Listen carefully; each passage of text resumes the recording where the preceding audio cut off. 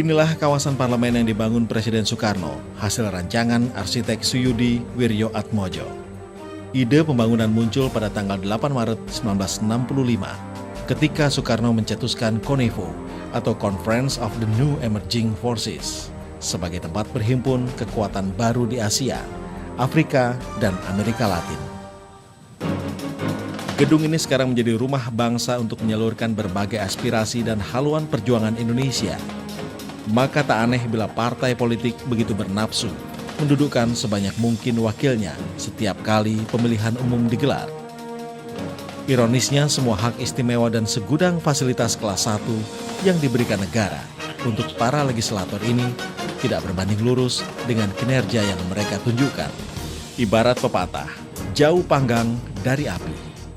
Saya termasuk yang pernah turut mendirikan partai. Saya pernah pimpinan partai lama, saya pimpin. Dan anggota DPR juga lama saya. Jadi ya agak saya tahu lah bahwa anggota partai itu juga ada yang tidak sungguh-sungguh kerja. Ada yang, tapi banyak juga yang kerja sungguh-sungguh. Harusnya partai punya performance index untuk mengukur para anggota legislatifnya, kinerjanya bagus, kemudian tingkat kehadirannya juga bagus, kemudian kredibilitas dan integritasnya juga bagus. Nah, itu cara mengukurnya. Anggota DPR yang saya tidak menggunakan istilah korup, tapi karena coba you lihat, koruptor keluar dari KPK ada kayak pahlawan dia. Padahal dia garong Republik. Makanya saya katakan koruptor itu garong. Gitu. Dan banyak anggota DPR yang garong kan. Karena apa?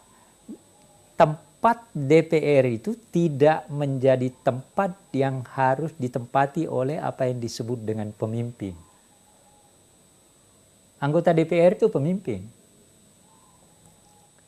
Dan orang yang duduk di situ adalah berkualitas pemimpin.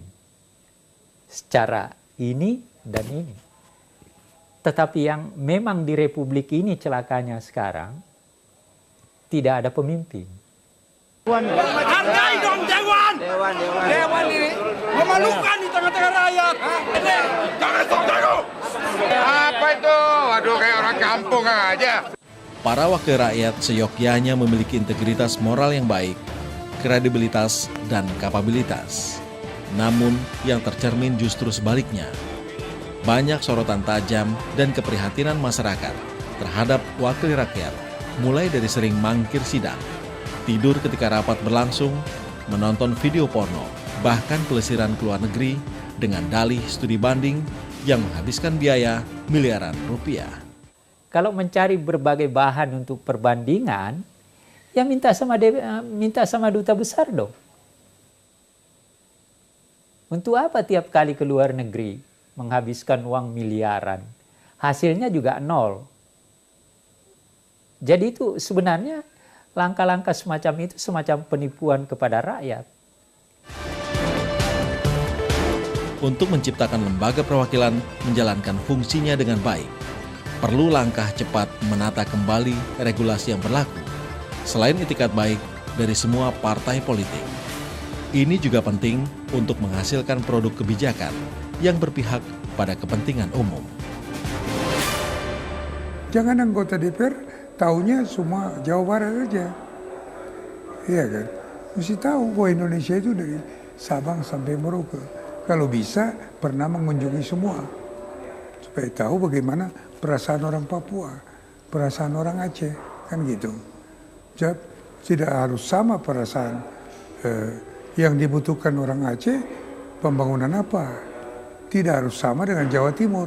Partai harus punya kesadaran untuk memperbaiki itu dan harus ada regulasi, misalnya melewat undang-undang kepartaian.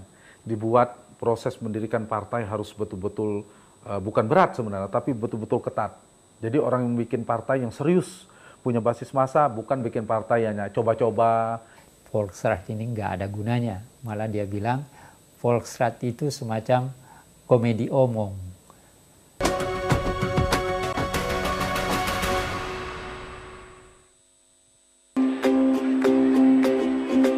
Saya Joko. KW2, anti golput. Orang bejo, ayo nyoblos. Awas kejeblos. Jadi pemimpin, jangan yang asal. Ceplos. Tapi yang bejo, bersih, jujur, ojo dume. Jadi pemimpin, jangan masuk angin. Masuk angin, pilih bintang 7 masuk angin. Herbalnya ori, bukan KW-KW-an. Pilih yang ada bejonya. Kunjungi dan nikmati menu-menu terbaik dari Michel's Patisserie.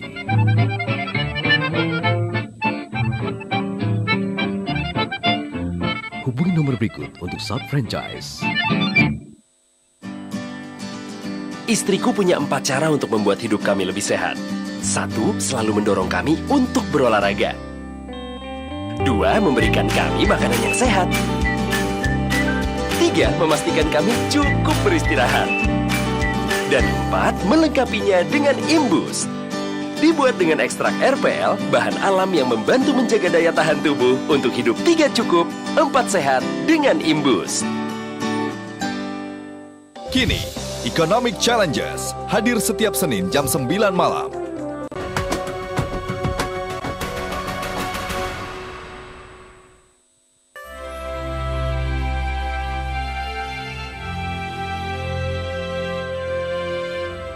Inilah bangunan bergaya neoklasik yang sangat melegenda di daerah Pejambon, Jakarta Pusat yang dikenal sebagai Gedung Pancasila.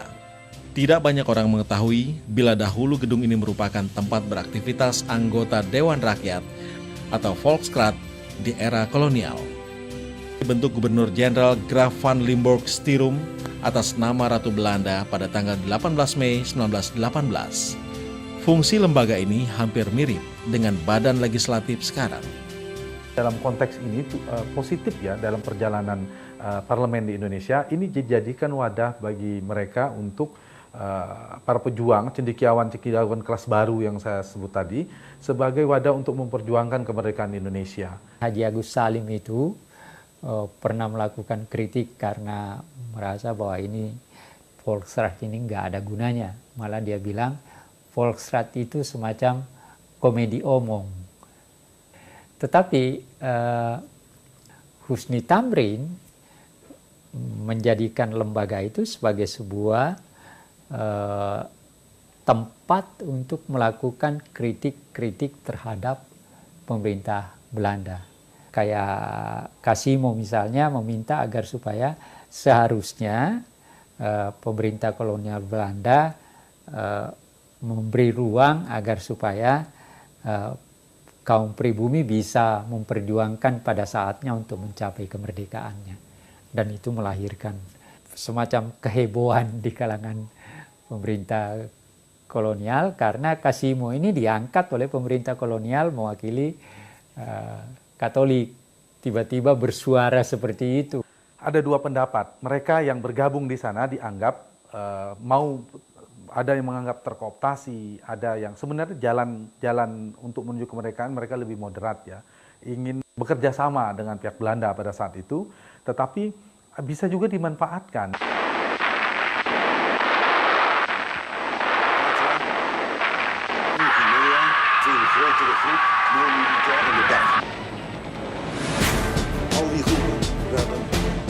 Tanggal 8 Maret 1942, Gubernur Jenderal Hindia Belanda Tjarda van Starkenborg dan Panglima Militer Jenderal Ter Poorten menyerah tanpa syarat pada pihak Jepang yang diwakili oleh Jenderal Imamura di Kalijati, Subang, Jawa Barat.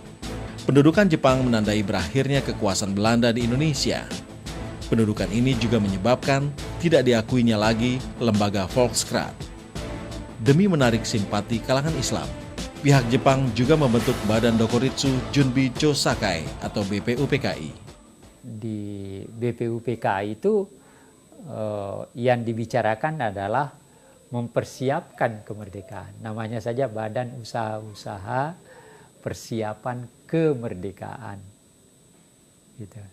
Jadi ya, dan disitulah dibicarakan dasar negara. Salah satu daya tarik yang dikemukakan oleh Jepang adalah memang bahwa bangsa Indonesia pada saatnya akan merdeka. Gitu. Jadi ada perbedaan. Kalau Belanda tidak pernah memikirkan kita akan diberikan kemerdekaan. Ada yang disebut November Belofte.